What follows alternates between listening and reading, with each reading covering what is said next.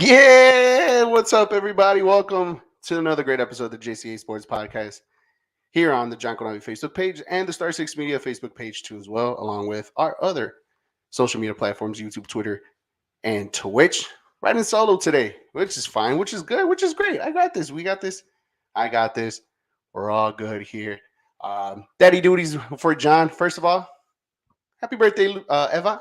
Yeah, Eva turns 4. Yeah, I FaceTimed her earlier. She turns 4. I almost forgot. But yeah, happy birthday, Eva. John's doing his daddy duties, and so is Jose. So hey, they're great dads. They got to do what they got to do.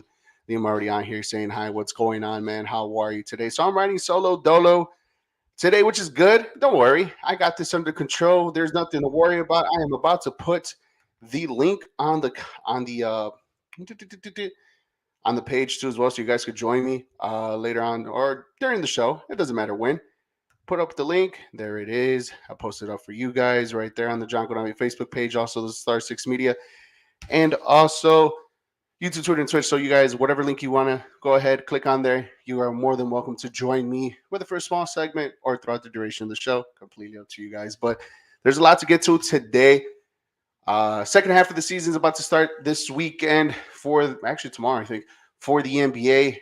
I just want to get something out. I just want to see how do you guys, now with the acquisition of Pat Beverly, what do you guys or how do you guys feel about the Chicago Bulls, going on forward? Where are your thoughts on that?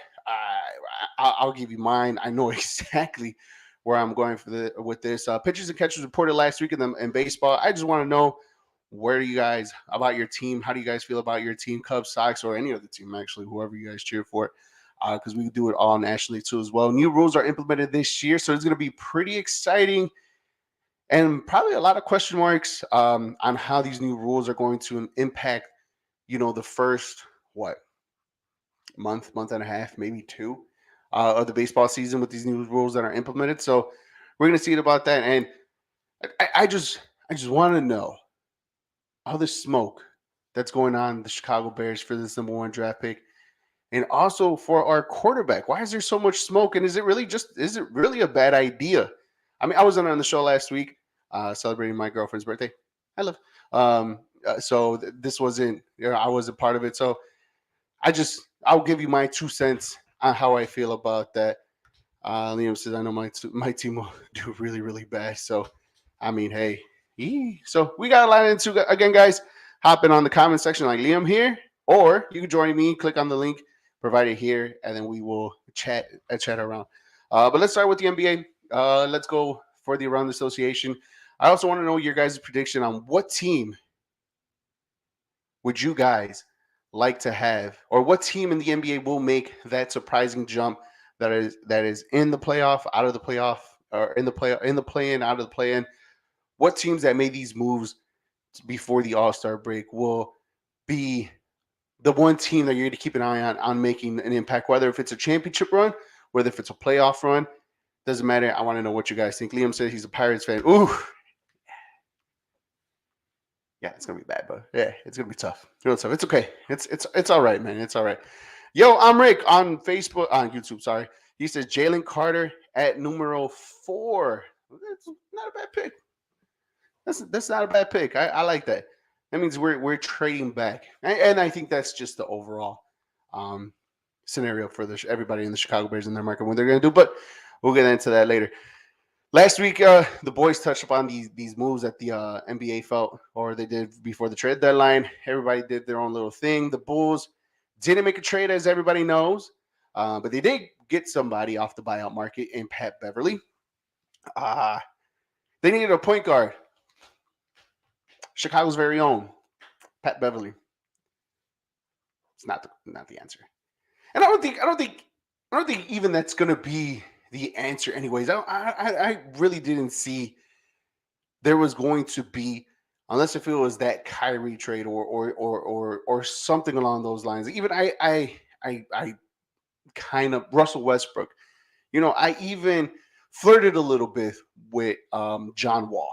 Okay, but then I seen how John Wall was, man, and yeah, that guy, yeah, he whatever he had, he lost it. Whether if it was the injuries, the time off COVID because I know he was hurt during or in around COVID too as well. So I even flirted with that, but no. I don't.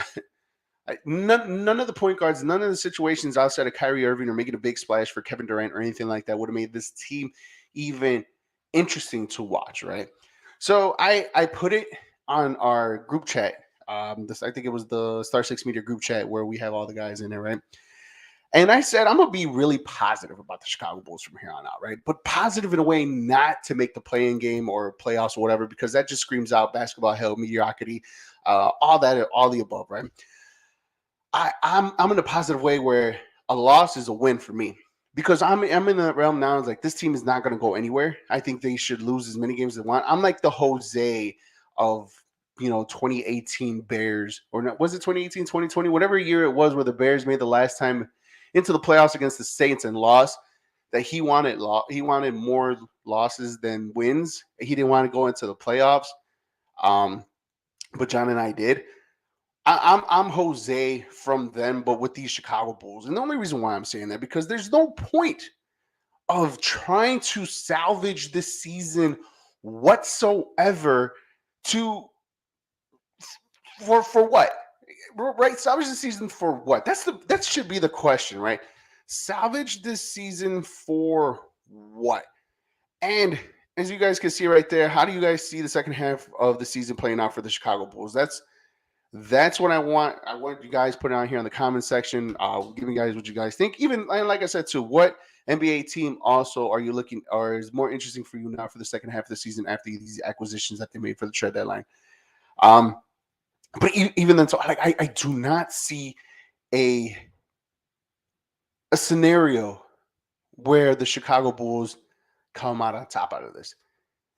Yes, if you follow heavyonbulls.com, if you follow the diehard Chicago Bulls fan page, if you follow any of those Facebook pages that pop up over here, I'm Rick. He says Pat Bev is going to jumpstart a near miss playoffs for the Bulls. LOL. Ginger over here says I'm a Reds fans, by the way, hitting each more than other teams and any other team by pictures is pretty great. Oh, wait, I read that completely wrong. I'm a Reds fan, by the way, hitting each other more than any other team by pictures is pretty crazy. Yeah, and then here we go. Deontay, Uncle Day, what's up, buddy? He said, what's the over-under and how long before he gets into an altercation with Zach? 6 games? 7? Under 7? Is that too? Is that like too little? Is that too little? And you know what? And there goes Jose right there. What to do, baby? Taking care of his kids, doing on daddy duties. It's all, man. It's all good, man. Have fun with your kids. I'm Rick. He says 5 games. 5 games. Yeah, that's what I'm saying. I think 7 is probably like the perfect margin to where the altercation will happen for the Chicago Bulls. But I think this is what this.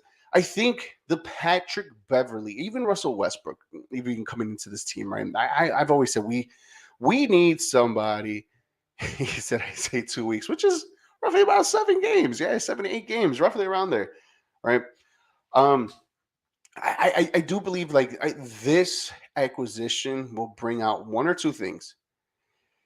It would either be, probably the start of a revelation of something that the Bulls making this playoff push into the play-in game or whatever the case may be, or we will probably see the true colors of a certain player that he can't handle the heat even after he got paid, right?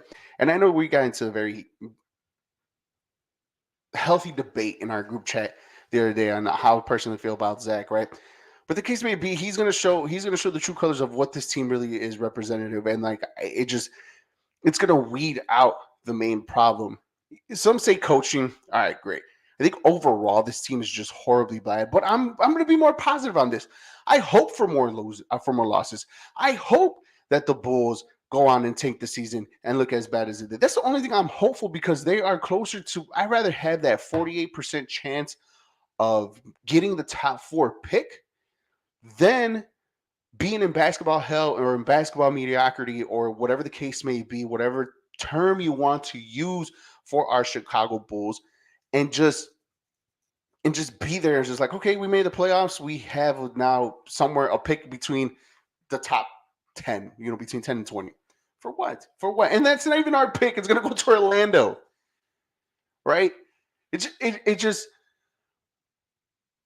it just frustrates me that last year we were just up on this roller coaster ride and how quickly we came down. I don't even like roller coasters, and I just hopped on this one, right? It's not that I'm scared. Well, I mean, it's how should I say it? Anyways, that's not the point. I'm not going there. The point is that me personally, I just don't understand this fall from grace, how it happened. And people could say like that Alonzo Ball injury was everything the case may be. I feel like it's a little bit more deeper than that. Right. Let's go into the comments real quick. Ginger says, "I ask me if 6 or 7 games is too little. Is Pat Bev too little?" I think it's mainly more the attitude that he's going to bring in. Look, something about Chicago, right? We love to rally around our players who are from here. Obviously, you've seen the Derrick Rose effect, right? And obviously, how quickly we turned on him, right? Even the little stint from what was it? Dwayne Wade. Who else played here for a little bit? I think what wasn't Okafor who not oh my god, Jabari Parker for a little bit. Who played here? Who's from Chicago? Like we carry or we love our players that are from here that play for our teams, and obviously you're seeing more for the Chicago Bulls, right? And I think the Bulls fans in general would love Patrick Beverly a little bit more than anybody else, and I think he just rises to that occasion simply because he's from the backyard. He's right here. He lives right here. Like he's from our very own backyard. He knows the grind of what it is. What does it be to be that blue collar Chicago hustle, Chicago fight person? And I feel like this is going to be that reason where Pat Beverly, if something happens and he says something and he does something and he goes off, and there's an altercation, about 80%, 85% of the people, maybe the number's a little bit too high, but there's going to be a majority of Bulls fans that are going to be behind Pat Beverly because they're going to see that the reason of maybe it's coaching, maybe it's this, maybe it's that, but the main issue is that the person that's going to be more under a microscope even now that Pat Beverly is here is Zach LaVine. Dude got paid. Dude hasn't been playing very well. Let's be honest. I was an advocate speaker last year saying, do not give this man this contract. Don't give this man this contract. They give him the contract, and it's kind of like we get the occasional single digit point scoring. We get the occasional he scores 20 points, but he's like 1 for 27 from 3. And I know I'm over exaggerating on these numbers, right? There's even games where he scores 35 points, a board and an assist. And it's those type of games is like, okay, cool. Like the Bulls are mainly more, and yes, the last year, complete opposite. We beat the bad teams, we struggle against the good teams. This year, we beat the good teams, we struggle against the bad teams. Okay, why we can't mesh it together? I just feel like it's been a lot more. I think it's ever since, and I've took a deep dive on this too as well. Like ever since DeMar DeRozan went back to back game winning shots, everybody kind of cradled around a little bit more of DeMar DeRozan on this is the guy, this is his team, this is this and this and that. And Zach LaVine's last year of this contract, and Zach kind of felt like, dude, I've been here for the last 3-4 years. Like, why, where's my love? How come y'all didn't love me as much as this? I've seen it. And yes, and maybe I'm stretching it, right? But it's also if you played in these type of environment, type of team sports, like you kind of know and feel and like just look at the body language of others. Like guys don't kind of really care for each other. Guys don't really, it's beyond playing basketball. Yes, you can blame Billy Donovan for the adjustments. Yes, you can blame, AK and Eversley for the structure of the team. Yes, you can do this and that. Like those are the easy scapegoats and stuff like that. But sometimes it really does be on the players. Jose says, I think he'll bring much needed toughness this team desperately needs. But does it bring wins? Does that toughness bring wins? Does Pat Beverly distributes the ball the way how he's supposed to? Is that the answer to it all? Toughness is one thing, yes. And this Bulls team desperately needs a guy who is basically on your ass to like hustle and bustle and do this and do that. But I feel like there's a level of egoness and divaness in this team, in this Bulls roster, that will be rubbed the wrong way, and there's going to be an altercation to where, like, even this is all fun and games, and we're laughing, and like, how long will it be for an altercation? It's bound to happen. Me personally, I'd rather prefer the losing, the circus, and all that bad stuff, that bad publicity from the Chicago Bulls, simply because we get a better draft pick. Now, again, well, let's go back. This organization, this GM, this regime so far had one top 4 draft pick, and they ended up getting Patrick Williams, and a lot of people are not happy about that. Okay, great. I get it. We could have had Halliburton, like CP said a while back, and things would have been a little bit different, right? But even then, it just doesn't look like this team is together playing as a unit, not because of the coaching, because of the players. There goes CP right there. Speak of man, he's like, I don't look at Pat Bev as much for distribution, strictly toughness. And exactly. This is not the way. This is not the team that needs a Pat Beverly just for toughness, and that's like the missing link. Like, we need to get on defense because everything else is better, right? Jose goes and says, "We damn sure we ain't getting that from the coach." Again, it's beyond. I personally feel, being that guy that's been with a bunch of dudes in one dressing room, on even though it's a different sport, but it all comes down to the same thing, where you're just in that one huddle with your teammates and stuff like that. I think it's mainly more beyond basketball at this point. Again, maybe I'm stretching it. Who knows? I'm bound to do that every once in a while, right? But I just feel it. And there, in this conversation that we had in the texting between the Star Six Media guys, I think John brought up a perfect case of an example of that, to where, like, for Valentine's Day, like, they were giving out lollipops and suckers or whatever the case may be to the players, and he said Zach LaVine was the only one that didn't smile. So that right there indicates to me, or it should be indicating to everybody, that this is becoming a one-person problem instead of a team function type of thing. And a lot of people don't want to believe it, or at least in the group, people don't want to believe it. But it goes beyond that, and it's just one of those reasons to where, like, you give this guy this amount of money and liberty and doing all this, and yet he's still not your best player on this team. And then and arguably, depending on who you talk to, he's definitely your second best player. And some people, and I've talked to some people outside of our little Star Six Media circle.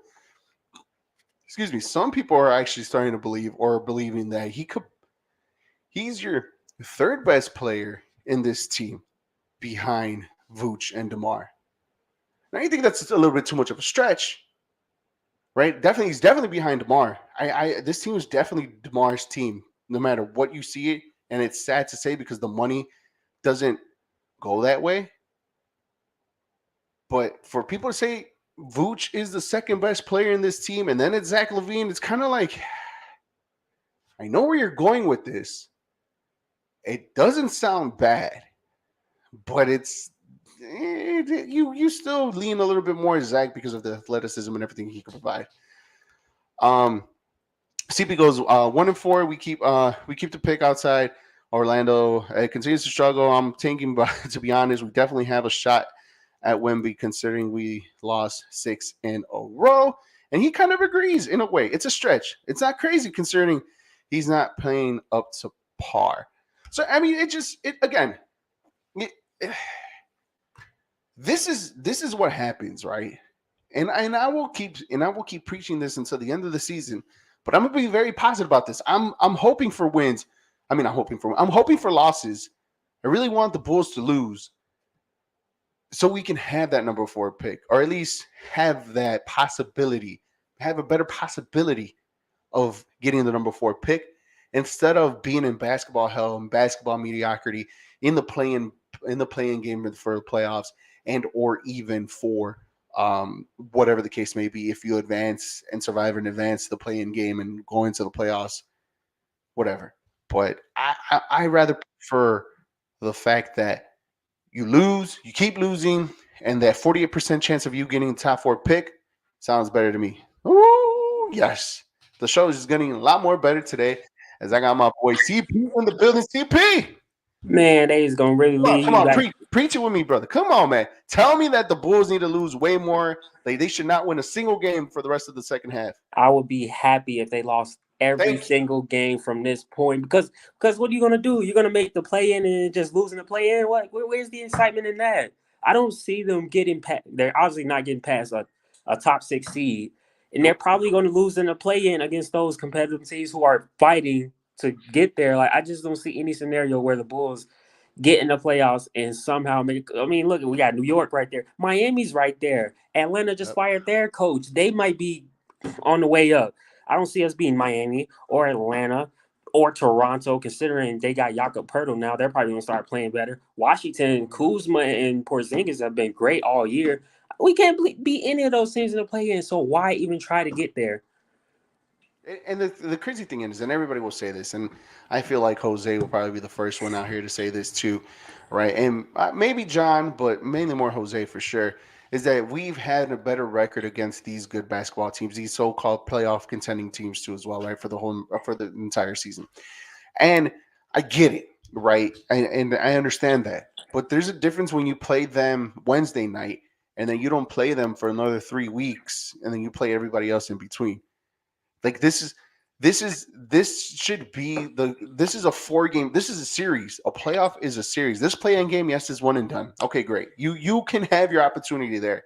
But the moment you hit the top 8 and you play against the number 1 seed, you play them 4 times guaranteed. After that, if you win one, that's 5. Great. But for what? You're absolutely right. For what? What's the reason of making the playoffs? Because last year we preached we wanted the Chicago Bulls back. We wanted that feel of Chicago. We wanted the consistency, the relevancy of the Chicago atmosphere back in the NBA playoffs. But not playing like trash. Not playing like trash. It just feels like we're back into those good old days of the baby Bulls trying hard. They don't even try. This That's what I'm team. saying. There's no try. We have 3 All-Stars on this team. That's what hurts the most about us having a 26-33 record and being at where we are in the East right now. There's no reason we should have this record. I don't care if we don't have a point guard. We have 3 All-Stars on this team. Whatever way you want to look at it. Vooch is an automatic double double. Levine averages 25. DeMar averages 25. That's too much talent on one team to be where you are. And I can see why Jose always acknowledges the coaching issue because like you got to find a way to fix that, man. You got to find a way around this whole no point guard thing.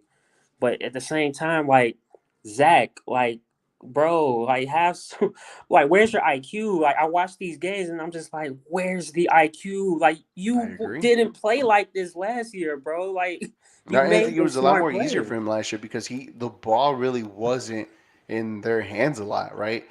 Outside of DeMar DeRozan, who was hitting these clutch shots after clutch shot after clutch shot, and obviously he didn't even miss, and the Bulls were in every single game because he was riding the hot hand. The moment that it switched off, it's kind of like it cooled down because I do honestly feel CP like ego got in the way of this team. Without question.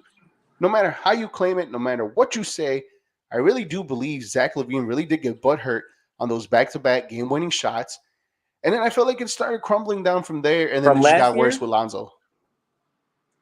those back-to-back game winning shots from last year by DeMar, Yep, you felt like people started to look at DeMar like, like this is he's our the guy. guy. Like he's the guy for the Bulls. Like because Zach did the dirty work, right? He was here in the bad teams. He was here being the main guy. Like Deontay over here saying it's good being the superstar on a bad team. Like you like those were his words. I may just alter him a little bit, but those were his words. He's like sometimes being the superstar on a bad team just shows out just a little bit more, and then when the talent came around, it's kind of like he kind of took the back seat, and then he definitely took the back seat from us, the Bulls fans here. I know I personally did that. Once DeMar hit those back, like this is DeMar DeRozan's team, and then Zach LaVine is just here for the ride. And I felt like that was the moment because all the due diligence that he did of being this bad team, being the guy, keeping them up there. But basically, he really didn't do anything to help this team come up from the rubble. He was just a reason to put butts in the seats, to be Pretty much. honest. Like, And I who's going to go agree. to a Bulls game if Levine wasn't playing on that bad team? It was just, he was all we had. Any source of excitement, he was all we had. So it's like, now you bring on all these guys. It's not about just you anymore. It's about the team. Everybody's DeMar's good in his own way. Vooch is good in his own way. Like, you brought some, some young pieces in. Pat Will, Io, and Lonzo was supposed to be the centerpiece. I feel like he's the most important player on this Yeah. team, and it's showing to me. Not the best player on the team, but the most important because it's showing. Right. I don't feel like the Bulls would be performing as bad if Lonzo was there, but Zach, he's not putting the team first right now, and we're seeing it. We're seeing it when he comes down and takes a transition contested three when all you need is a layup or something. Like, Exactly. it's superstar ball. It's what I deal with when I play basketball with these people out here. It's all one-on-one superstar ball. Like, it's all about me. Like, I want to show you what I can do. Zach, we know what you can do, but but not at the expense of costing the team's wins. I would say he's costed us at least 4 or 5 wins. If you watch some of these close games we've lost, he's costed us Yep. them. Yep. Definitely. And I agree with you 100%. It just seems very very damning. And it sucks that hard fall from grace and where the Bulls were on the mountaintop of the Eastern Conference literally about a year ago, Literally. or a year and a couple months actually. We were the number one team in the East, and then all of a sudden, just one player goes down, hasn't came back, and the Bulls haven't been right since.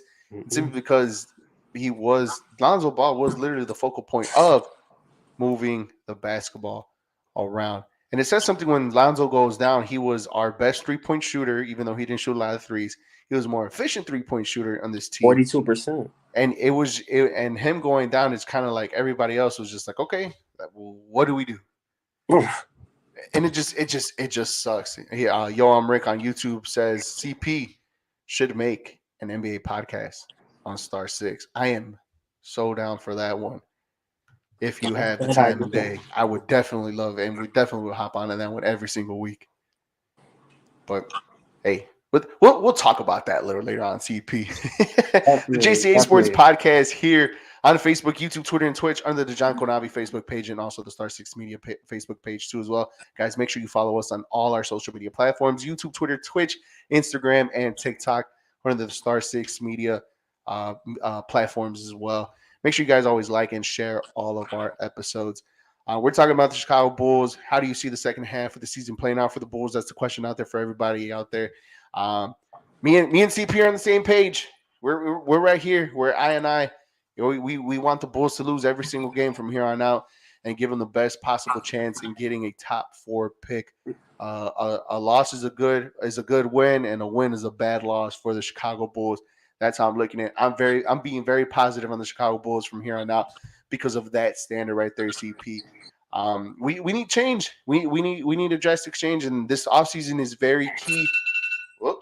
This offseason is very key for the Bulls' organization to either A, revamp, or B, blow it up. Obviously, we're losing Vooch as a free agent at the end of the year.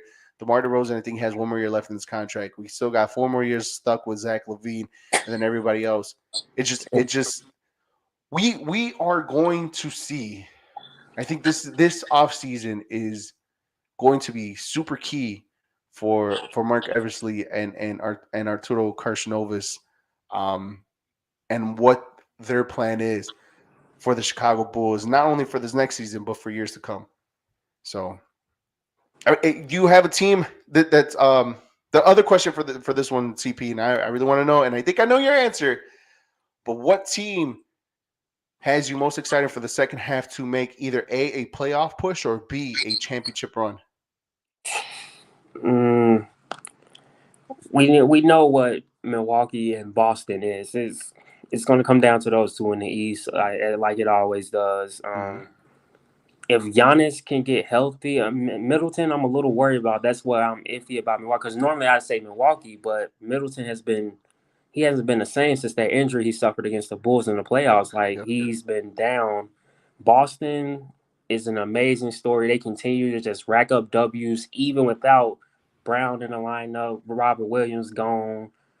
They just been it's just been all Tatum, and they're still finding a way to pile up wins. Boston deserves a hell of a great. They were in the finals last year. I know Golden Yep. State, outsmarted them, but like you want to say Phoenix because all that star power there, but I'm just a little worried about their depth, and I'm worried about KD is coming off an injury. You're gonna have what? You're gonna play all these guys 40 minutes in the playoffs, Yep.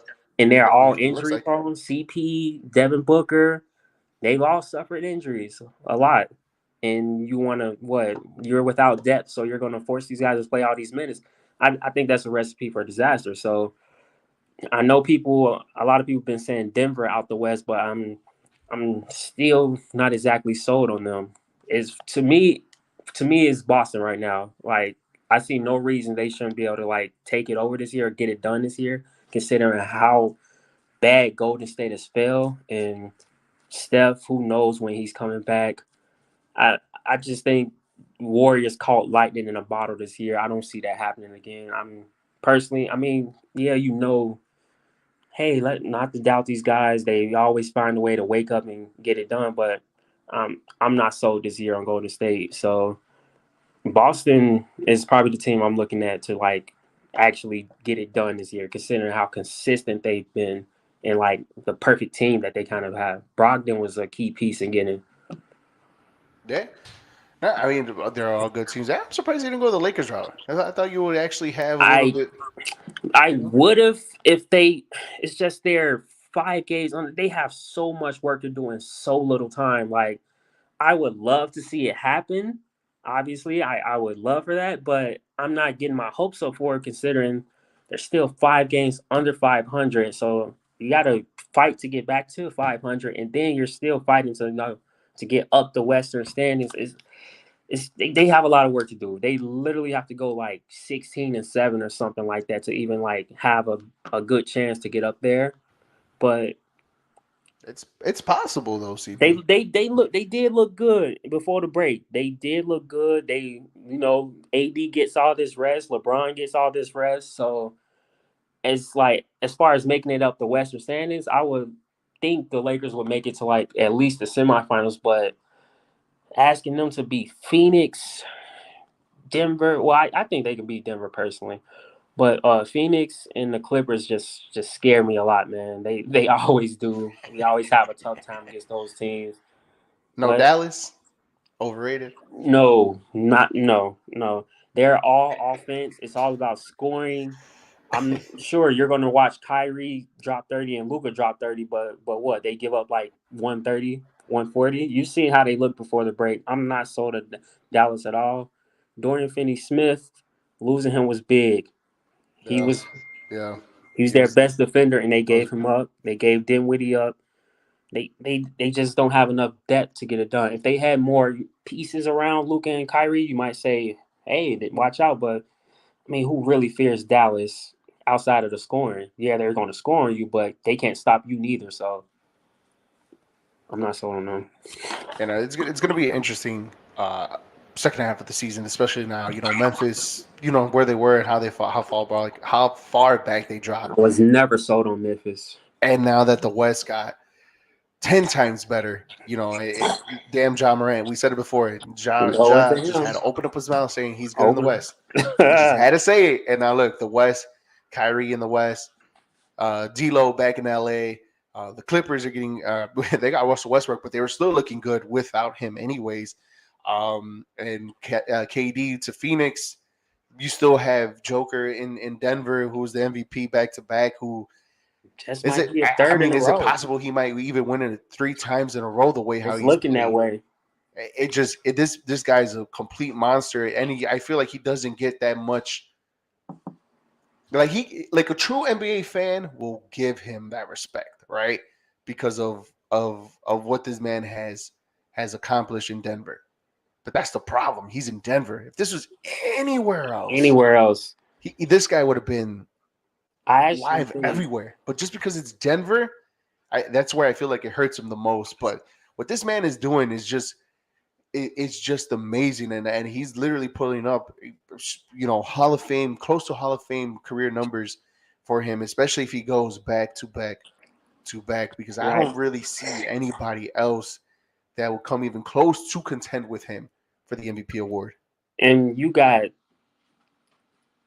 I mean, at first it would have been Giannis and Embiid, but they've just missed so many games that Yeah, I think they're Giannis pretty already much out cracked of what, it. 20 games missed. Yeah, they're out of contention for it. So once you miss all those games, Jokic, I don't think he's missed that many games. I think he's missed like what, 2 or 3 maybe. And but I will say that him winning a third MVP in a row would be so, like, it would be kind of damaging. Like, it'd be great for him, but man, now people are looking at you. Okay, this is your third MVP in a row. Your team is healthy now. Like, no excuses. You're at the top of the West, best record. If Jokic don't get it done, people are going to start looking at him like you're the 3-time MVP in a row. Like, And you then got and then getting it done. You mean making it to the NBA Finals or winning the you NBA got to championship? you got to at least make it to the finals, man. Like, okay, if you lose to Boston or Milwaukee or something like that, okay, fine. It's Giannis, it's Tatum and Brown. I get it, but to not even get there, and this is your third straight MVP, and you got Jamal Murray back, you got Michael Porter Jr. back. They're playing now.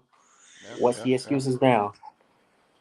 Yeah, Rick goes on to say Jazz eating his words right now, but I still I still have them in the top four in the West. Strictly because of that record they built. I was just about to say that record of them kind of helps them out. They won't flirt with the number one pick. I mean, number one pick, number one seed in the West. They're I don't think they're going to reach that no matter what. Given how they started, and right before their losing streak, when Josh says he's good in the West, I mean they kind of kept themselves above water and will keep themselves above water. So I think the most they'll probably drop, depending on catastrophic records. I think they'll be definitely in the top five for sure. And they'll Um, stay there because their record, I mean, their schedule the rest of the way is it's just easy. it's super easy. It's super So, easy. I think they start off the second half with probably like the teams that had like the worst record. I think they're like 20 games below 500 or something like that. well, they start Something off ridiculous. I read the other day that their first 2 weeks are going to be teams that are below 500. actually they start off with Philly, Denver, Right. and LA, but then It they gets got easier after that. right. They still have to play the Rockets 3 times, man. Like, come on, bro. Like, Yeah, man, it's going to be an interesting ride here. There's like 23, 24 games left in the NBA 23. season. And it's going to be an exciting run, an exciting finish to this, and it just sucks that, again, bringing it back to the Chicago and the Bulls narrative, man. We're not going to be able to see it, and if we do see it, we're not going to be happy because of the position that they put themselves into this. And by the way, before we move on to the next segment, how long or how much did you watch of the NBA All Star over the weekend? I I only watched the 3-point shootout and the dunk contest. I watched like the first quarter of the All Star game and I turned it off. It was disgusting. Like, it was painful to watch. It was Yeah, I didn't literally watch a just a single bunch of second. I guys have not watched an picking. NBA All Star game in about 7 years. Sorry, Rick, It's, not at all. no, I don't think the Heat are going to make any noise. Absolutely. No, I don't think so. Even though the acquisition of Kevin Love, Mm-mm. I it just The East is just too tough right now. yeah, it's like you can't put them above you can't put them above Milwaukee, the 76ers, and Boston's for sure, right? I don't even think you could Um, put them above Cleveland. Cleveland's awesome right now. I do agree on that one, but that experience will probably get them. I could kind of see Cleveland coming out of the first round if they do not face against the Miami Heat. I feel like Cleveland's kind of like the only top four team right now in the East where you're kind of like, if there's a matchup out there that the Cleveland Cavaliers, it being its first go around in the playoffs with this team, with this newly structured team, give them a team like the Miami Heat, are kind of like. That team, I was like, I kind of lean a little bit more towards the Miami Heat than I do the Cleveland Cavaliers. Anybody else? I get it. I'll give the shot to the Cavs. I get it, but hey, Mitchell's been there. Maybe That's he'll just one figure. player. What, like, it's Mitchell. Who else is on that team that's been in the playoffs? I'm trying to think of the roster on top of my head. I know it's Mitchell. That him for sure. Him and Rubio are probably the only ones, There you go. but But that's it. And it's kind of and like if you you want got to count Danny Kevin Green, Love that's already won a couple NBA titles. You got Jimmy Butler, you know his track record. Kyle Lowry, you know his track record, and as well as the NBA champion. You know that core, that same group of players in Miami that kind of were in the bubble making that NBA Finals run is still kind of there. And plus, you still got Eric Spoelstra, so it's kind of like okay, yeah, that's the key here. and that's the That's one the right there. key. You them having Eric Spoelstra with those players that he got gives that Miami Heat team just a little bit more of like, well, But you're maybe. asking them to like they can't just keep, okay, we're just gonna make it through the season and just barely squeeze into the playoffs. You can't expect these, Right. Miami guys to go on the road and beat one of these top East teams strictly off experience. Like you've got to fight for that. That home court advantage was big for them last year. That's why they made the Eastern Conference Finals. They had the best record in the I East. did. Yep. And to ask them to like come in as what, a 7 seed, maybe a 6, to try to beat Cleveland, Philly, Milwaukee, like you're asking a lot of them, even with Eric Spoelstra and Jimmy Butler. All right, yeah, for sure. I think what's Philly and Boston to me, they're on a whole nother level. I think we're going to see those two teams in the Eastern Conference Finals, hands down. I think I'm already marking that right now. Right after this podcast, I just don't see. I mean, yes, you give Milwaukee a shot because of Giannis, but I mean, you still get the edge a little bit above those other two teams before that. So, ooh, well, I'm excited. Well, I can't say I'm excited. I'm more excited of what the overall NBA platform is going to give us this upcoming season because there's that's pretty much it. The Bulls season to me, it's over. If I Yeah. see they win, I'm gonna be pissed. If I see they lost, I'm gonna be happy. So I Right. mean, that's the only thing I give you about the Chicago Bulls, and we just have to run these next 24 games as much as we can, and then just enjoy everybody else. Like, and that's the common trend of our beloved Chicago sports teams that we have to enjoy other teams having fun and somewhat postseason success in all different platforms, in all different all different sports. From hockey to football to baseball to soccer to everything. Like we have to enjoy other teams, and that's what's bothering me because this team probably had, if you were to rank the Chicago teams of who has a better shot at making the playoffs, we would all pick the Chicago Bulls. Like the Bulls would Based probably on been the the ones team you're up there. looking at. And now look where we're at right now. The Bulls are now just, but like I've been The starting to hate Bulls are watch the Chicago doing Bulls. what the White Sox did last year. Right, like I'm just starting to hate watch the Chicago Bulls, but now I got to find a positive spin, and I found my positive spin, so I'm going with that. Speaking of the White Sox, it's a great transition. Where the baseball is back. Pitchers and catchers reported last week. CP, I want to do something real quick. I know you're a Sox fan here. What is your interesting storyline for the Chicago White Sox this upcoming season?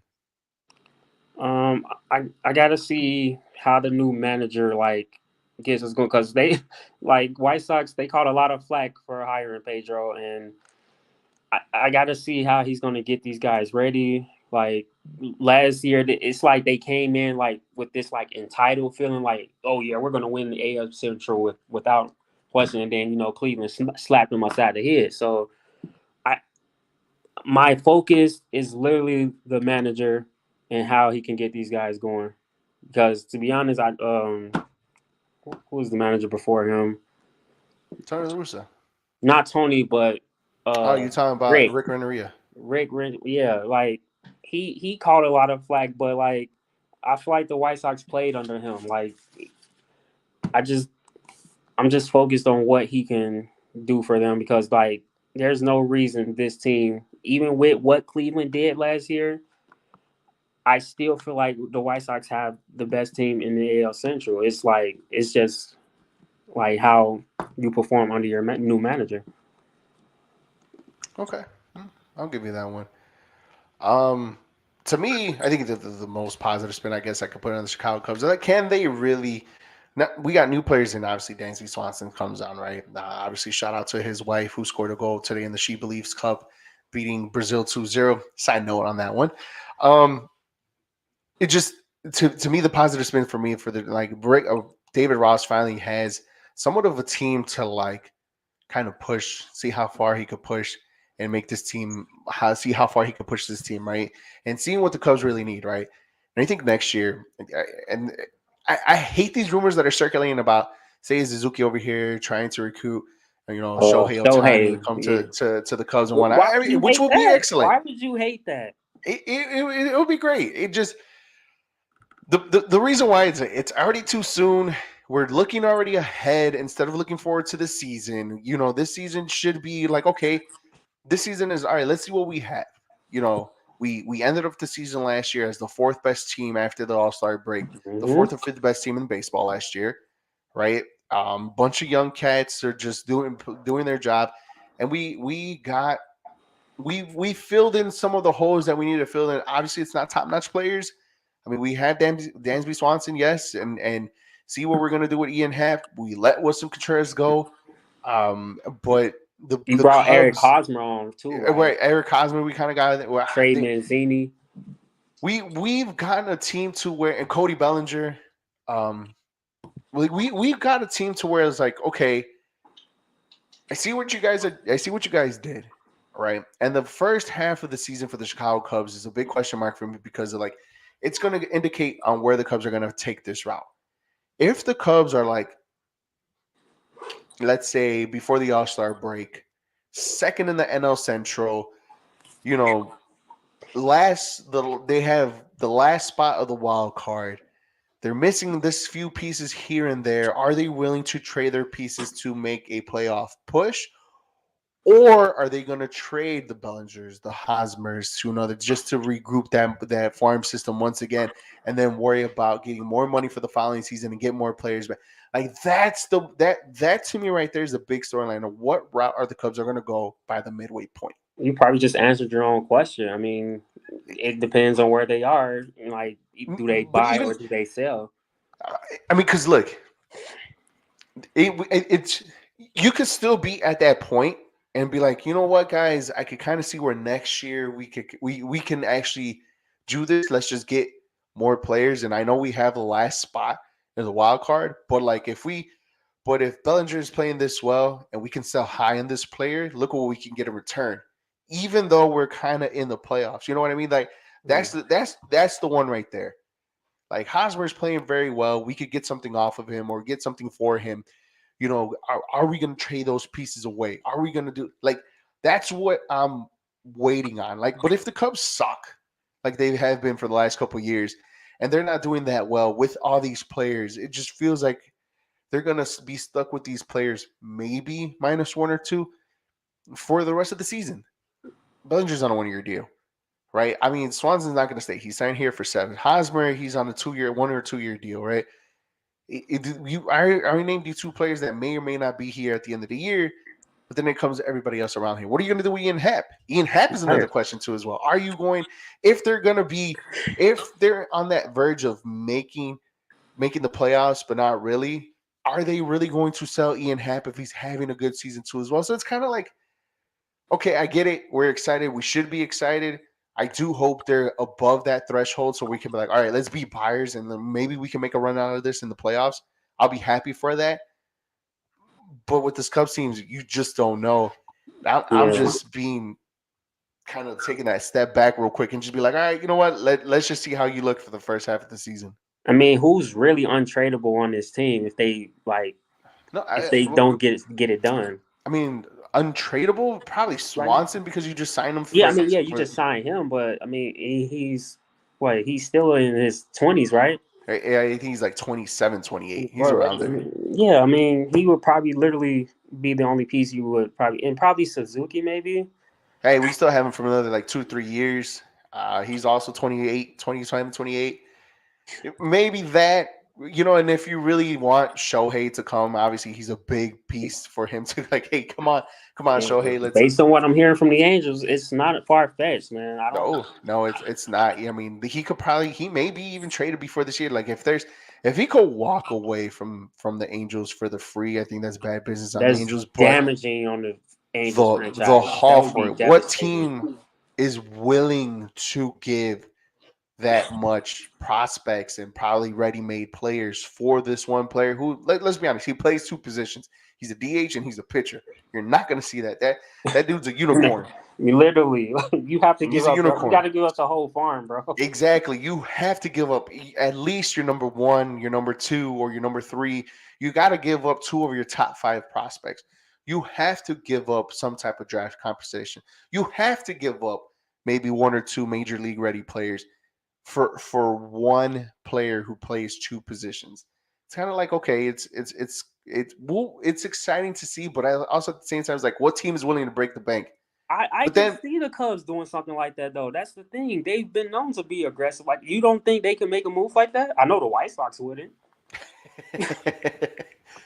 the thing is, though, CP, about that though is the Cubs ever since 2016, right? Ever since we made that trade for Aroldis Chapman, right? Back in 2016 to win the World Series, right? We sacrificed our farm system for those type of players. It paid off. I get that, right?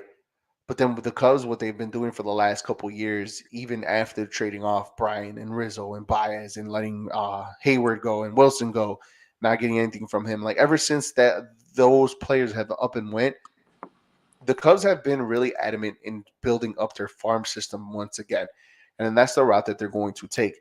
Just for them to kind of blow up their farm system once again to get Shohei back. And I get it. You'll have your number one. You'll definitely have your number one, your ace on that rotation. You'll definitely have another left-hand at bat for the Chicago Cubs in your roster.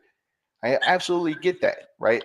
But then you're banking on trying to win in the next 2-3 years.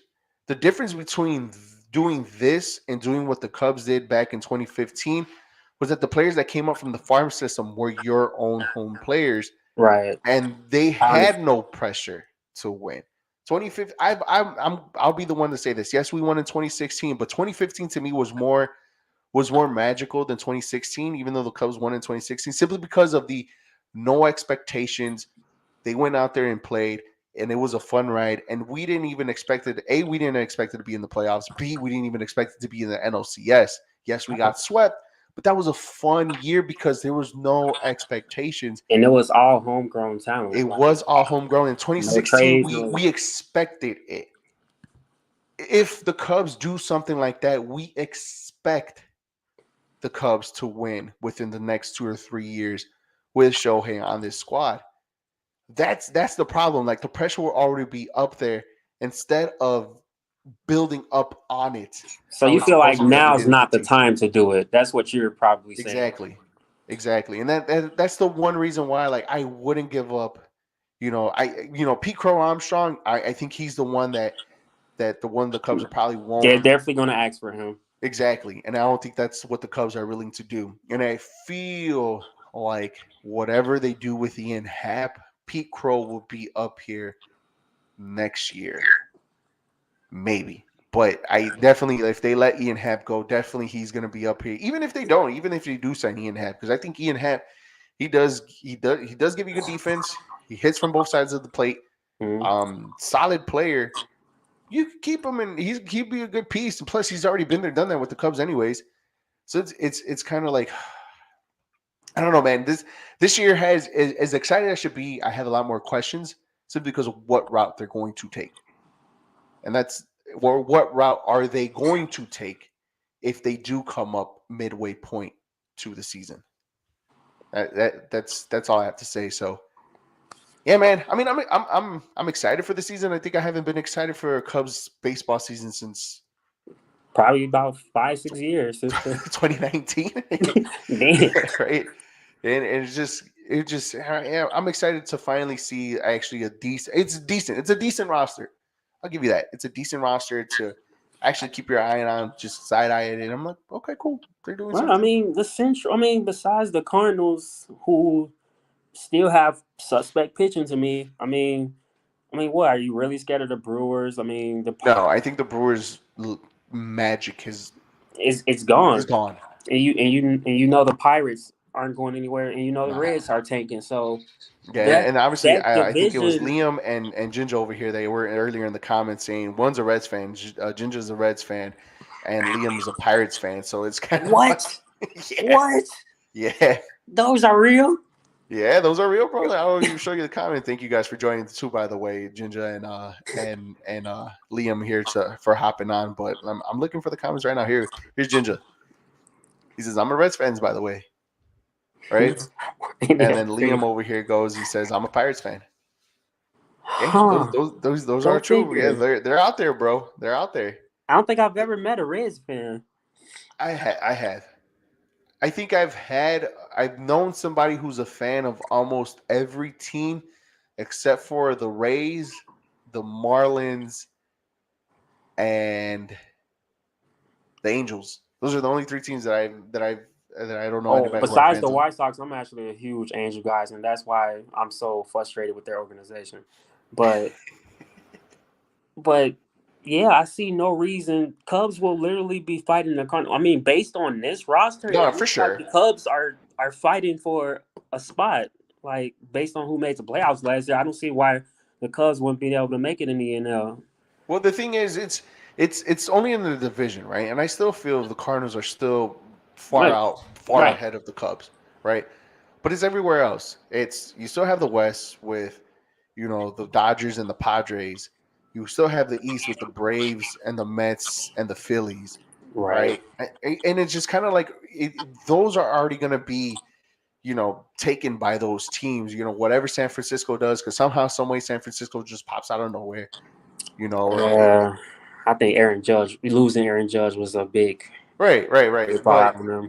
regardless, right? I'm just saying, popping out anywhere, just to name a few teams, but just in those two division alone, just with the Dodgers and the Padres, right? That's already one champion for the West, one for the wild card. You have the Mets, the Phillies, and who I said Mets, Phillies, Braves. and the Braves. That's three in one division. That's already two other wild card spots that may or may not be filled, and you still got the Cardinals. So it's kind of like it's the NL Central or nothing.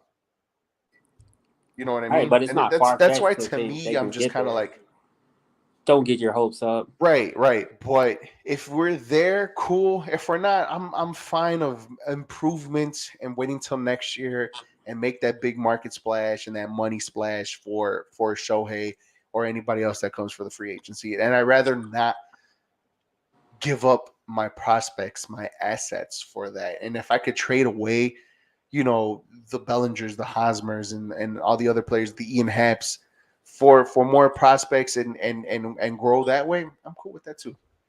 I'm fine.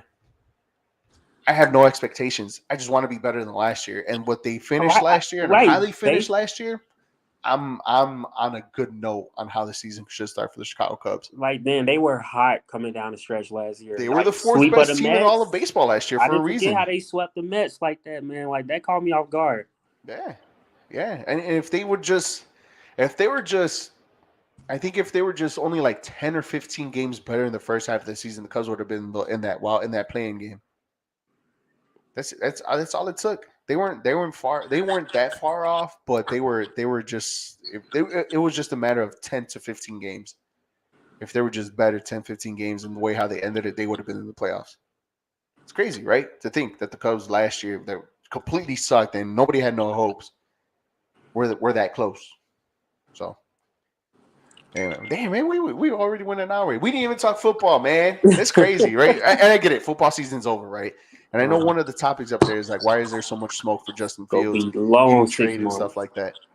And it's weird. And the only reason why I say it's weird is you guys are listening and watching the JCA Sports Podcast, and we got the next 10, 15 minutes left with you guys here with CP, myself, Eric Avila, guys. And just make sure you follow us on all our social media platforms on the Star Six Media Facebook page and also the John Conavi Facebook page too as well.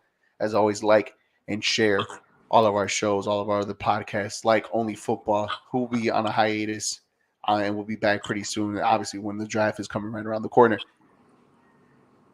The one thing, and it scares me a little bit, CP, and I'm only saying this, it only scares me, but you also have to see in an organizational type of group that all this smoke is coming from, reporters, sources, people here and there. They're saying that people from Chicago, they're hearing things, they're rumblings that they might trade Justin Fields and so on Oh and my so goodness. forth.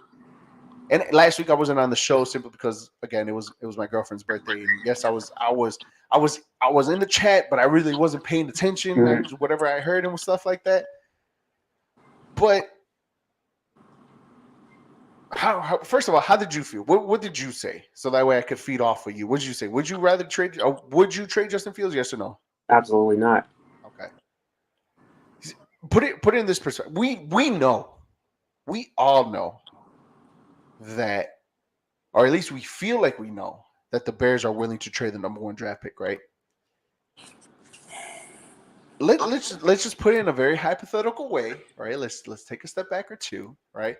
Let's just say if who's number 4? Let's say who's number 4? The Colts, right? Right. Let's say the Colts offer you their number 4 pick, their number 1 draft pick next year, their number probably, and maybe their number 3 this year for Justin Fields. Would you do it? For 2 1s and a 3? 2 1s and a 3? Yep. I'm not gonna lie. We can't turn that down. You see what I mean? Like this is. But this are is they why, really gonna offer something like that though? Like, I don't. Right. I don't. You're getting the number 4 draft pick next year, right? Who's to say they're not going to be that good this year, right? Even though they got Justin Fields, who's to say they're not going to be good this year, right? Let's say that their number 1 draft pick is within the top 10. Okay. You get another top 10 draft pick next year, and then you get their number 3 pick this year, right? Because obviously, if you keep the number 1 pick and you do end up drafting Bryson, the next best option is trading Justin Fields to get value. Because remember, at that point you're not gonna have a choice. Right. I mean, we'll see, right? But the thing is, where I'm going with this EP is like everything is up for the table, even trading Justin Fields, and I don't think it's really such a bad idea. Now, granted, look, what Ryan Poles will do in this, and there goes Jose saying hell no, right? And trading Justin Fields there, and I get it. We all, I like. Let me go out and say this, right? I do like Justin Fields. I think he's going to be a really good quarterback, and he's going to be a good quarterback for years to come for the Chicago Bears if he stands tall and stays healthy, right? But given Ryan Poles, what Ryan Poles will do for him is to reset his time with the Bears organization for another 4 years to come. Think about this. Like I said, if you trade Justin Fields for 2 1s and maybe a 3 and a 2, no matter what year and what order, right? It's something that you could kind of consider about, depending on who you're trading with. Let's say it's the Houston Texans, right? Let's say you go back to back and number 1 and number 2, right? The Texans you'll give up a number 1 draft pick this year for sure, obviously, because that's the main focal point right there for Justin Fields is giving up your number 1 draft pick this year. You're not going to get their first round this year because they got 2 number 1s this year. But you will probably get a second round pick this year for them, a first round pick next year, and maybe like a third or fourth for next year's draft. That's 4 picks for one player who's already proven in the NFL and a team like the Chicago Bears that needs players to build on. Come on, CP. You don't think that's such a bad idea? I'm just scared on the circumstance that you trade Fields wherever you trade him. I mean, if he gets sent to Houston, he's not going to succeed there. I don't care what they do. But like, let's say he ends up with a team like the Colts or the Raiders or the Falcons. The Falcons, I've been hearing the Falcons a lot. I've been hearing about him being sent there a lot. But if he goes to one of these teams and he just becomes like because we already see what he is, but like if he even flourishes more just because of how badly built our organization be, and he just goes to somewhere where there's some stability and he's able to perform well, and it's just like, damn, now I'm sick to my stomach that we let Fields go, that we sent him away so quick. He hasn't been given a fair chance yet, and that's why I don't think it's fair to like acknowledge trading him because he's shown us excitement with shitty rosters. That's why I don't think people is acknowledging like these Bears games are watchable because of him. When the last time the Bears games were watchable because of a player on offense. When was the last time you remember that? What, you want to go to Matt Forte, Jay Cutler, like Brandon Marshall? Like, no, none of those guys have shown us No, you're what right. You're right. what Fields is showing us what he can do with just any team. But you put a roster around this guy. I'm sorry, but I got to see that how that looks first. Like, I know people are excited about Bryce Young and all this, but like, I'm excited about Justin Fields. That's how I feel. That's how I felt when Bears moved up and drafted him. Like, I'm Yep, like, yep. okay, we got our guy. Like, let's just give him something to work with. And if, like, let's say 2-3 years from now, okay, Fields hasn't really improved, even with an improved team, it's like, okay, then you go from there. But I don't want to make a move like this and it backfires, and there we go again, looking like that organization. Like, we're already the laughing stock on TV. Like, nobody ever talks about the Bears. And now Justin Fields is here. We're talked about. No, and I get it, right? And you're absolutely right. Again, it is a talking point to talk about this simply because it does bring you that this conversation, right? Because you have to look into the whole entire thing. Ryan Poles, Justin Fields is not his guy. And that's the one thing about when a new GM comes in, that the GM wants their quarterback, a la Mitchell Trubisky, right?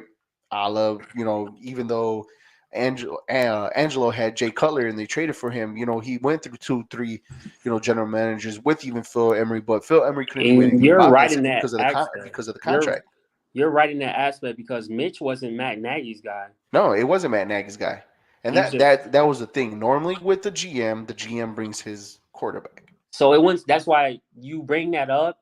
It wouldn't surprise me if Ryan Poles decides to take Bryce Young, just strictly because this is the guy that was here. But Right. like, maybe I see something in this guy that I like better. So it wouldn't Right. surprise me. It just Right. a And lot of hair and trigger.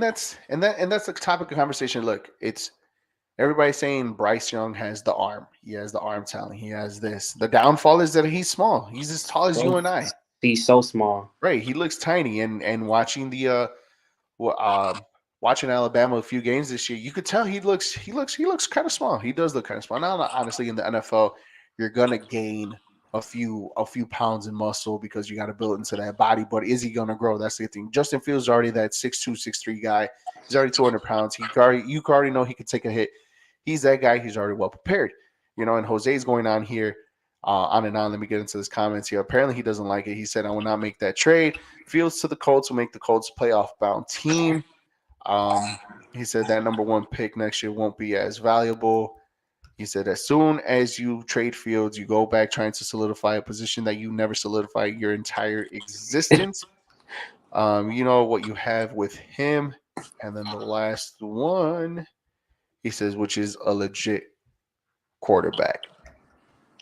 Again, I only bring this up because I personally feel as it's not a bad idea trading Justin Fields. I don't. I like the kid. I do. I really like Justin Fields. I think we finally have a quarterback that we can all wake up on a Sunday knowing that hell, we have a damn quarterback that we enjoy to watch. And you're absolutely right. Everything that you said was correct.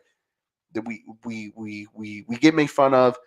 You see the list of quarterbacks from years and years and years and years, and all these times that they played, from Mitch Trubisky to Mike Lennon to Cordell Stewart to Jay Cutler to McMahon to this, while the Packers only had Favre and Aaron Rodgers, right?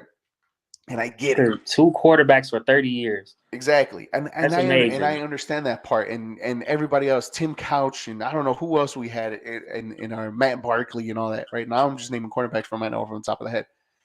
And you finally got that position solidified with Justin Fields. I get that, right? But with the team that's so talent restricted, the lack of talent that this team has around front, both offense and defense, like and most of the teams that are built outside the LA Rams are built with first round draft picks. You're gonna hit with them? No, you're not gonna hit all of them. I get that. You're not gonna hit. You're not going to hit your first round draft pick, but you will hit on your fifth round draft pick that makes the start, right? Which kind of balances itself out. Although one's a higher than the other, I get that. But it's in a team that's so talent deficient in the Chicago Bears, it's not a bad route to take, and especially if you do, like you said, what if you get See, back-to-back picks in this upcoming draft? see, I feel like what you're doing, Eric, I feel like you're rushing the process. Like you're trying to get the Bears like into contention instantly, where Rome wasn't built in one day. You No, can't no, I think you still have that longevity, because you right? make that trade. What like Eric? Let's say you personally, I'm talking to you as a GM. You make that trade. You're drafting Bryce Young, correct? More than likely. Okay, you're taking Bryce Young on, and then you're doing what? You're trying to build around him with all these picks you got back. Well, I mean, you still have. Again, I don't think you rush the process. I think it still takes its time to build. Because you're absolutely right. You're not drafting Bryce Young to win right away. You do that with Justin Fields, right?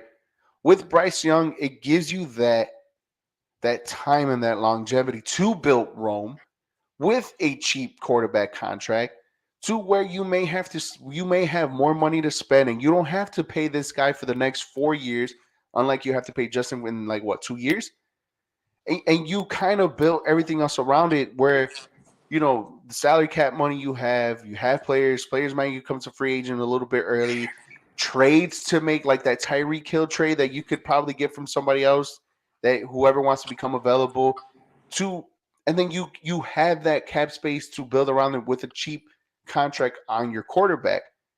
You could become more flexible with these draft picks So with the it's cap about space. flexibility. It's not about Fields' talent with you. It's about No, no, his no, no. flexibility. Yeah, you basically reset this clock uh, back what 2 3 more years. Like you kind of you do like not a full reset, but you kind of do like a half reset to where you have everything to your arms to where okay, then you could become creative in that way to where you have multiple first round draft picks or you have multiple second round draft picks or you have draft picks galore with cap space to where okay, now let's take a big picture. What am I really missing that I really need to get? Okay, is this guy available for a trade? All right, maybe I can give up this. Like, and you still have capital upon capital, whether if it's money or picks, to get that player to build his team around, and then you start, accelerating this clock to start winning playoff or probably Super Bowl or just playoff game, making playoffs. Let's put it like that. Not Super Bowl, but making playoffs. Jose in the comments says, but the big risk is with Young is that you don't know if he will transition to the NFL well. You don't know that with any rookie. You know, Name me a rookie. Alabama quarterbans, man, they haven't really Well, panned out. exactly. Well, Jalen Hurts. Well, Jalen I Hurts, mean, he was I more don't really count Oklahoma, him but Oklahoma. Tua be outside the injuries. All right, Tua, cool. But you're Mac absolutely right. Alabama Jones. quarterback. It's the same thing with the Ohio State quarterback stigma too as well.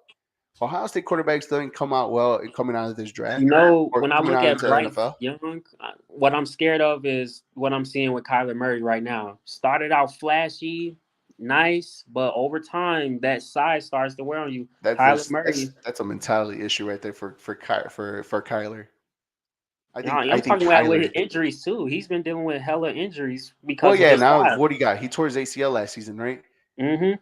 Yeah. I mean that's a big issue too as well. And I get it, smaller quarterback, and I get that. That's a big risk with the small quarterback, right? It just again, I'm not. It doesn't set your clock by 100 years. I think that's an over exaggeration from Jose right there. It doesn't set that back That's 100 years. Jose for you. Yeah, No it's way, not. Jose. No, because perfect example. I think Jalen Hurts is probably a perfect example to put it like in this, right? Jalen Hurts was drafted not in the first round, but in the second round. Was doing well around it. You finally got him pieces. Look what he got you. Philly Philly was kind of mostly built. They were only missing a receiver and a quarterback. And they finally got it. And they got it. I mean, Trevor Lawrence was the out and out number one consensus draft pick number one 2 years ago, Mm-hmm. and he had the whole Urban Meyer situation, and you got him players, and look what he did. He mounted one of the greatest comebacks in postseason histories, So and get and made Justin him into the Fields playoffs. players.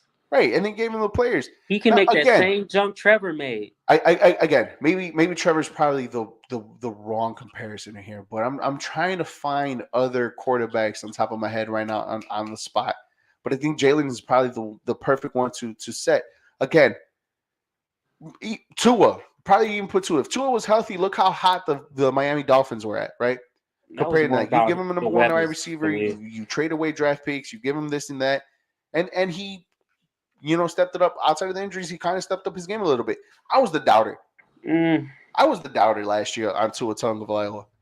But to be honest, he kind of made the Dolphins a little bit fun and exciting to watch, and actually had been a threat in the AFC. to be honest, that was more Hill and Waddle to me. It's still, you still give him those positions, and that's only happened because you trade away draft capital to get Tyreek Hill, you pay the guy, and you drafted Jalen Waddle. Again, money and resources that you have in your back pocket to do those type of moves, and that's what I'm trying to get. Like, you can have that flexibility with trading Justin Fields if you get this right. I get it; it's a big risk. That's what I'm saying. You have to get, if you make a move this monumental, It has you to be have right. to get it right. You have to Yes, put the right and I pieces around completely, Bryce I Young. don't know. I just realized I have the baseball is back, and I didn't even switch it.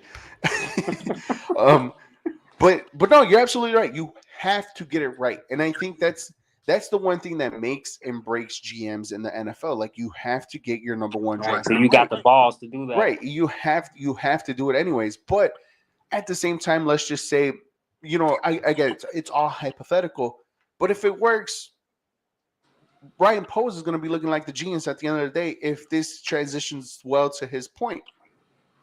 I get it. And I know Jose over here again over exaggerating a little bit. He said, "Bro, I can't believe you're willing to trade. You're okay with trading him." Again, I'm only okay with it because of what comes with it. Again, the draft capital and the cap space to go along with it with a rookie quarterback. Because if you're winning within the rookie quarterback contract in your first 4 or 5 years, you're basically ahead of the game of the schedule. In going to Super Bowls, in going to playoff games, in doing this and doing that. He said the blasphemy that comes out of your mouth this week. Whatever the case may be, and You got that's a him touchy muted right subject now. because when we fall in love with our players, we kind of embrace them a little bit more usual, right? You Because it's think he's hard for speaking us out to of heart actually here? have those type of players. He's speaking out You of know? heart here. That's what you're saying. This is his heart speaking. Right. This is him coming out with his love for his players in the fields. And again, I think we sometimes tend to forget that this is a business instead of sport. And this is where I'm coming from, because sometimes you really have to take your 2-3 steps back and look at the bigger picture. He said first you said the Bulls are a good team without Zach, and now you want the Bears to trade Fields.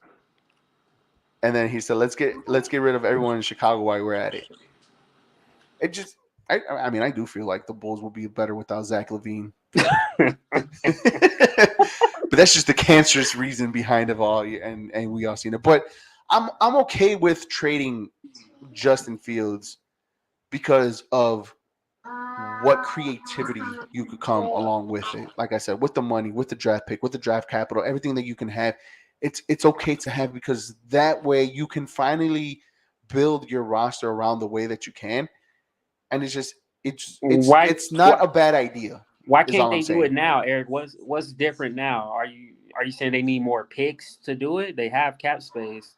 Well, I mean, they lack talent on both sides of the ball. I mean, we need offensive line help interior wise. We need defensive line help in, we need linebackers. We need wide receivers. We probably might need another running back depending on that situation. I mean, I'm already giving you 5 position. Hell, depending on the health, we may need another corner or another safety in that secondary, to help out this defense too as well. But we need a lot of help in every different position in this team from front to back on both sides of the ball. That having draft capital and this cap space is not a bad idea to have. And then even then, so you can still have your way and just like, okay, like maybe I really don't like I could trade for this guy, take up on his money, but this makes our team so much better.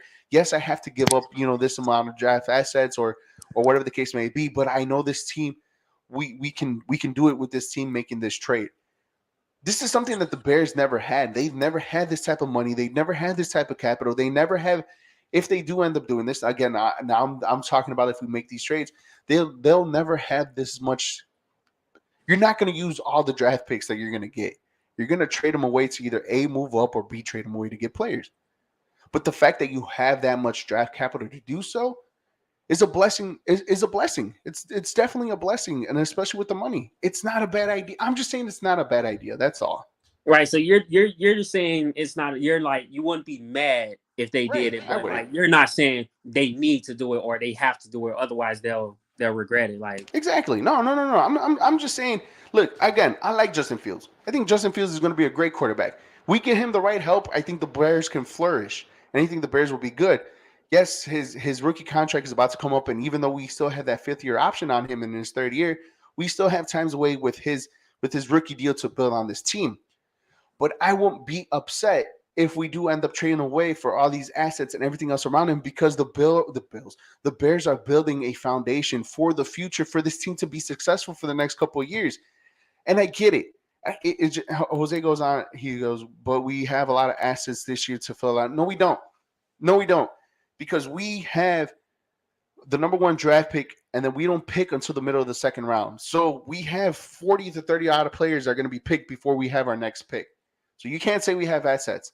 Yet we have the rest coming on the back end, but probably that's 3rd, have 4th, 5th round talent that may or may not hit too as well, just like the 1st we'll and 2nd probably round. But have more assets once we trade the number 1 pick, though. right, and we can have those assets too as well if we do end up trading that number 1 pick. That's even if they do. What do Right. you think is worth more, the number 1 pick or Justin Fields? See, now that's the great question right there, and that's the great, because I feel like if it's, to me, the greater haul you can get is the Tennessee Titans, where you could get multiple draft picks this year and next year, right? I feel if it's like the Colts or the Texans or anybody else that's within the top 5 to trade up, I think they'll probably ask for the number 1 for this and next, and or a number 1 and a 2nd round or somewhere in the middle rounds, and then a player. You know what I mean? Because the reason why I say this is because the Rams, when they traded for the number 1 pick for Jared Goff, they went from 11th or 12th to number 1. But look at the amount of draft picks that they gave up, right? That was the only way that the Rams got up, by giving up that amount of draft picks for them. And I've seen like the mock drafts and stuff like, and it's understandable. Like, look, you get 3-4 draft picks and a player from the Texans, from the Colts, from the Raiders, if you want to add them to it, right? But to get that plethora amount of draft picks have to come from the teams that are drafting 9, 10, 11. Like those type of teams that really Because want to they jump need up to to get jump. whatever they need to get, and that's where you get that big amount of draft picks. It just, which route I rather take. Obviously, to me, that's the only way that you can get value from the number 1 pick. I still feel you'll get a little bit more value trading Justin Fields than trading the number 1 pick. Just it's like 51-49 on the percentage and how I feel like trading one or the other. I mean, based on it depends on what these teams think of Bryce Young. If they think he's that good, they probably will give Chicago the boatload to get him. Yeah, he says our GM needs to do his job to fill in those holes with quality players. I agree. That's his I job. 100% agree. With free agencies, with the draft, I get it. There's still ways to go, right? But again, in order for you to have that opportunity, you have to have those assets. He says, and they never had this type of quarterback. The Bears never had a quarterback, period. Since Cutler, let's be honest, Jay Cutler has been our best quarterback in our existence of watching the Bears football. I'm not dumb. I'm literally just bigger picture that people kind of tend to forget to see and just want to keep. Mind your blood pressure, Jose. Right. And he said, and then we won't keep the number 1 pick. I know we won't keep the number 1 pick. But if we do, Justin is gone, and I'm okay with that too. If we do, whether if it's Bryce Young, let's just say if we even traded to the Colts, we still could get Will Anderson or Jalen Carter. We can still, even if we traded to the Texans, we have back-to-back picks in That's number the 1 and move number I'm 2, hoping where for. we could get the defensive lineman and the quarterback. Like, it's we just need talent on this team. That's basically it. And yes, we can have this amount of money that we have left over, and yes, we have to spend it wisely too as well. Yes, there's There's a lot of questions. There's a lot of risk of what the Bears are at right now with the money and the little amount of caps or draft picks that they have. But like if they do end up doing all of this with the money, with the draft picks, guys, the Bears could become very creative with this. And this is why I'm saying I won't be mad if they trade Justin Fields. Would I want that to happen? Probably not. I really don't, right? Because we finally have a quarterback. Everything that you guys are saying is correct. We finally have a quarterback. Everybody's seeing us. Yes, and I'm with you guys 100%. I'm with you guys. All I'm just saying is that I won't be upset if the Bears do end up trading Justin Fields for draft capital and this and that, and the reset button won't be a hard reset as everybody thinks, simply because of what we get in return and simply because of what the money is left of. Because the Bears are saying they're not even going to spend most of their cap space this year, so that's Right. money in the books for next year too. On top of that, plus with Because I think the it's safe draft to picks, if you do end say, up trading Justin Fields, come on, guys, just looking at the bigger picture instead of. That's all I'm saying. I think That's it's all I'm safe to saying. say no matter what we do, we're not going to become a Super Bowl contender. You don't just become a Super Bowl contender No. overnight. You Mm-mm. build your team over time, whether that takes 2 years, maybe it takes 3, who knows? But you don't just like you just give him piece by piece by piece over time. I'm not expecting them to just build this amazing team, build the Chiefs, Right. or better yet, the Eagles, build the Eagles around Justin Fields. I'm not expecting that this year. I just expect them to be marginally better than what they were last year. I And don't so want am to I. see 3-14 again. If I see 8-9, 9-8, that's an improvement for me. I'm not expecting the Bears to just like 96 mil in cap space and a few draft picks, because like you said, they don't have a shit ton of draft picks in this draft until Nope. they do something with that number one pick. So like you're gonna take your time and you're gonna build this thing over time. Just don't like I just don't want to hit the. I mean, you say it's not a reset, but it's certainly gonna feel like one. It's not a hard reset. That's all I'm trying to say. It's really not. It's hitting the reset button, but it's like how should I put this? What's a great analogy? It's like you hitting the rewind button, going back 15 seconds on your TV from the show that you missed something, and you hit it, and that's what it feels like. You're not starting over the movie. You're just going back to the spot that you just missed watching, or something that happened that you just missed. That's how you're doing. I don't know if that analogy fits, but like you're not fully starting all over. You're just going back to the spot that you missed, that something happened. That's all I'm saying. And Okay. what's up, Josh? Josh said, "Hey, what's up with the hard eyes? What's up, Josh?" Exactly. I'm expecting big from the Bears this offseason. I think you and I and everybody else that are Bears fans too, Josh. I think that's pretty much it. Like we're expecting big things, and I just want to be. I guess what I'm trying to say is I just want to be the voice of reasoning here for people not to be upset if somehow, some ways, the Chicago Bears do end up trading Justin I mean, Fields. I'll be upset, but then I'll be interested and I'll be glued to the team because now I'll be like, okay, let's see how this thing See goes. how Let's this see kid where the is, Bears right? goes. Let's see what they Exactly. go with this. Like, because now you got my full attention. Clearly, you know something that I don't. So, I mean, you're the GM. I'm just a Bears fan. So, let's see how you do this. Like, okay, sending Fields away that hurt. I liked Fields, but like if you know something that's going to be better for the team, I'm all for it. But Same. I'm just saying if you really screw it up, like Yeah, he's who not going to be here for. the He's not going to heat last his contract. the heat he's gonna catch from the 100%. city, it's gonna be bad, man. 100%. I mean, he's going to get it no matter what. And again, whether if he does draft Bryce Young and he starts, and let's say he's like if he starts off slow, yeah, people are going to already go for his head. And I think that's where it's kind of like everybody's going to over exaggerate real quick because you're not going to get that with Justin because Justin's already an NFL proven quarterback. Yeah, duh, obviously. Like you got to give this team a chance, but again, at the same time, I just want to be here, the voice of reasoning. That if it does happen, with Bears do trade Justin Fields for these amount of picks and all these the money and draft assets and all that stuff, just just bear with me, guys. Just be If patient with me. Bryce Young turns out to be Patrick Mahomes, what you gonna come on this show acting a fool, huh? No, definitely not. I'm like I mean I just be like I told you guys. Like you just guys have to just be patient with it. That's it. I'm not the big rub it in your face I told you so type of guy, right? Unless if it's like really really meant for. But to be honest, like, no, I'm just like, you guys just, I get it. We love our players. I understand that. But it's nobody likes to see, everybody likes to see here. Nobody has the peripherals to see over here. You know what I mean? It's just, I won't brag at anybody's. Like, I'm not saying he's going to be Patrick Mahomes. I think that's the biggest mistakes that these draft analysts does. That's what I'm hearing. That's comparing him to Patrick. Like, that's the one thing you don't do. You don't. Patrick Mahomes is like the NFL's unicorn. You don't do that. You don't compare it. We just don't know. Let Bryce Young be Bryce Young, and put it like that. And if he does become a generational talent, then guess what? Hey guys, we struck gold with a quarterback that is a generational talent who's 5'7" but could do everything. You know what I mean?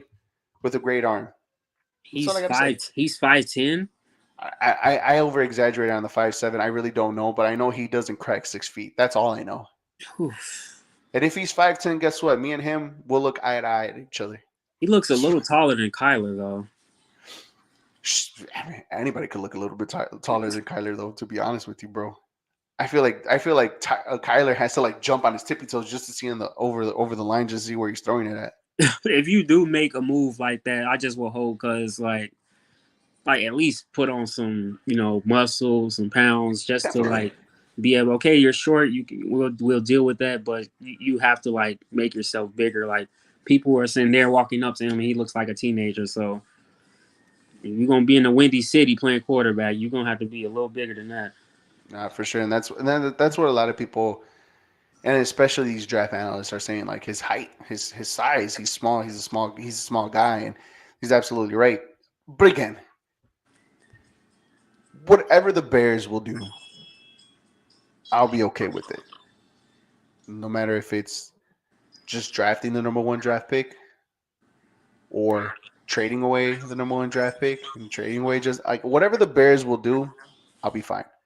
I won't say anything because I think they're doing what's best for this organization, because I feel, to me, that the Bears finally have a path.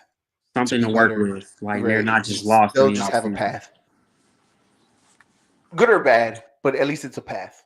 And I'll just leave it at that.